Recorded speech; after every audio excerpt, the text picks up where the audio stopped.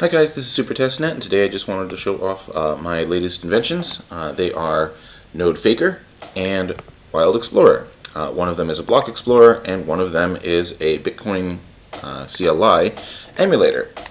So I want to show you how they work, and to get that started, I'm just going to run a command here, bitcoin-cli get blockchain info, and I will hit submit. And when I do that, it loads up, it spins up an emulator of bitcoin-cli in the background of this web page, and then spits out the result of running that command. And there's like a list of supported commands in here, so you can do something like bitcoin-cli get best block hash, and if I do that, it tells me the latest, the latest block hash. Then I can do something like, let's see, get block header, and I can paste that in there. And then it'll give me the header for this block and information, or just information about its metadata, which is pretty cool. So yeah, it's simulating Bitcoin Core in the background in JavaScript, and it's getting all the data about the blockchain from Electrum servers. Specifically, if I show you the source for this, it's getting it from these two Explorer servers and these 5 Electrum X and Electrum Rust servers. So that's where it's getting the blockchain data from, and then it's just formatting it in the way that you would expect if you were running bitcoin-d. And I think that's useful because a lot of times, I run both of my nodes on this here little laptop, and it's usually off. Usually my nodes are off. So when I want to do something with Bitcoin Core, run a command in it or whatever, I have to wait for them to synchronize. But this allows me to use Electrum servers, which are already synced, to simulate Bitcoin Core and get very similar results to what I would get with a real implementation. So that's Node Faker, and it also has an API. So it's got a very simple API, which I think is just let's see, var test equals await Node Faker dot process command, and then you can type in any command that you would have in Bitcoin Core, like bitcoin-cli get best block hash. And so if I do that, it just spits out the result right there, and I've got it available for using in applications. So yeah, there's a cool little app that you can use to spin up a fake Bitcoin Core, and it's pretty convincing to Bitcoin. So for example, I've got a copy running here on my desktop. It also works in Node.js, and so I can actually talk to that as if it was Bitcoin Core. So here I'm doing a JSON RPC to port 8332, which is the standard Bitcoin port. Once again, I'm going to run get blockchain info, and when I do that, there's the result. It gives me blockchain info.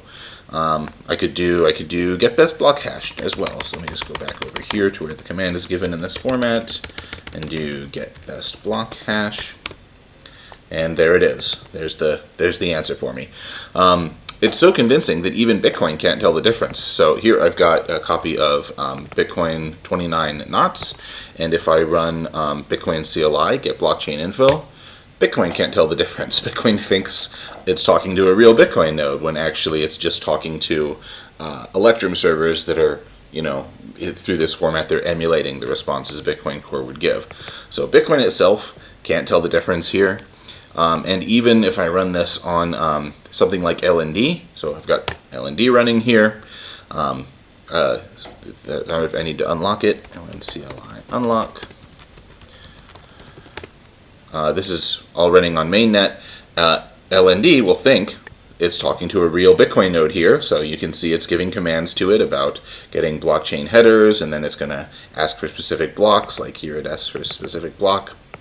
And now it's doing a scan of the blockchain, thinking it's talking to a real Bitcoin node, when really it's just talking to this little emulator I made. So it's pretty convincing. It fools Bitcoin, it fools LND, and it works in the browser. You can emulate Bitcoin Core in the browser. So that's Node Faker. I think it's pretty fun. So yeah, that's that one. Then the next one is Wild Explorer. And what's Wild Explorer? Well, it is a block explorer that's just talking to Node Faker and doing all of its stuff there. So let me just click on this block as an example, and it's going to load it from Node Faker, and then it's going to give me what is in there, although it is taking longer than it should. Why is it taking longer? I don't know. Is there an error? Well, one of the problems with with Wild Explorer is that it's really slow. I do not recommend using a. Let me try and shut down my other instance of it. Maybe that's keeping it upset. So cancel LND, cancel that, X out of that. Don't need that. Don't need you. Don't need you. And I can exit from this. So let me do that. Refresh this page, and I'll even get rid of that one. And yeah, we'll see if maybe this speeds it up. So I'm going to click this block here, and yeah, now it's running happily. It's downloading the block, getting its median timestamp, giving you a status update, parsing all the transactions in that block, and then it gives you, here's information about the block. It gives you when it was created, what its subsidy was, what its fees were, and a list of the transactions in that block. And so for any transaction, you can click it, and then it'll do the same thing. It'll get information about that transaction. It'll show you, this is a Coinbase transaction, and here are the outputs that were created in it. All of these ones are op returns. So this block made a bunch of op returns. This is the actual address that received the subsidy plus the fees. So that's kind of neat. And let's go back to that block and pick a different transaction. This one is a one input transaction. Let's see how many outputs it has. 2 outputs. So you can see where address is being sent from, how much money was in that address. You can see which addresses are being sent to. All things you would get from a normal block explorer. You can see how many sats per byte it sent. But again, it's getting all this data from random Electrum servers, and not from where you might expect. So look at that. You can even click an address, and this address only has one UTXO. You can find that out. But yeah, it's just talking to a simulated Bitcoin-D to run this block explorer. It's not talking to a real instance of Bitcoin.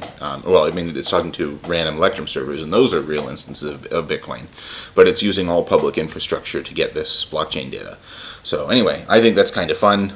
You can even run a block explorer on the back of this. Of course, it's super slow, and not an emulated Bitcoin node is a bonkers way to run a block explorer. But that's why I did it. I thought it was fun, and it works. So yeah, those are my 2 latest inventions. I wanted to show you them. Thanks so much for watching. Hope you enjoy. Bye-bye.